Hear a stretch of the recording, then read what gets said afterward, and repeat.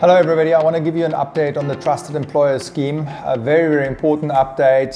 Some of our clients who we successfully assisted with applying for the TES registration have received their memorandum of understanding from the Department of Home Affairs, and it becomes quite clear that the advantages companies receive being awarded the TES status are very, very significant. So if you're interested in that, please continue watching the video. I do think these companies will have a massive competitive advantage on the South African market to attract foreign skills. I do think overall it's a very, very far-reaching change for these employers. I do think that the Department of Home Affairs came really up with something quite significant and should also be praised on this, because obviously, you know, me and my other people are quite vocal about justifiably criticizing the Department of Home Affairs, but here I think they did something really, really good. So what are the advantages? So number one, critical skills applicants do not have to provide SAQA. Step number one, takes 4 months at the moment, and no registration with the professional body. So you only have to prove that they fall into the category. So this is very, very significant. It cuts out 4 months of waiting period, and basically, you know, foreigners applying at jobs at the TES registered entities can start very, very soon with their work. General work visa, they also waived the SAQA as well as the Department of Labor letter requirement. Massive, also takes out months. And on the intercompany transfer, they waived the transfer of skills plan. So that's at least less administrative work. And also significant, although not from a timing perspective so much.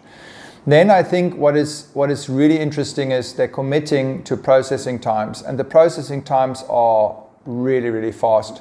They're saying that they will process in 5 to 20 days, I assume working days, in ICT, critical skills and general work submitted overseas. That means 1 month, right? 20 working days is a month, 4 weeks.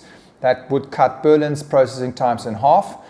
So that's very significant. 11.2s in 5 days. That's not really new. They mostly comply with that. And then if you submit locally, they commit to 5 to 10 days. 10 days, you get your work visa in South Africa. Now, if they really stick to that, that's significant. What's also very important is that appeals and waiver applications, the department commits to process them in 60 days. Currently, it's 6 months to 8 months, okay? So that's significantly, and they also commit to process permanent residence applications of employees for TES registered entities in 8 months, including family members. And you know that this can also take much, much longer, in particular for family members. So overall, very, very significant. I haven't read all the details of the MOUs. I don't know if there is now contractual penalties in that if the department does not comply, or if it's just like we try to. But let's see what it happens. I think the commitment already is quite significant. I'm not 100% sure about the legal enforceability of some of the timelines, but they have dedicated a special processing unit for it. So they have dedicated resources to it. So let's give them the benefit of the doubt. What is the duration of this agreement? 5 years. And I do think there's also, the employers have to comply obviously with a couple of things, with the normal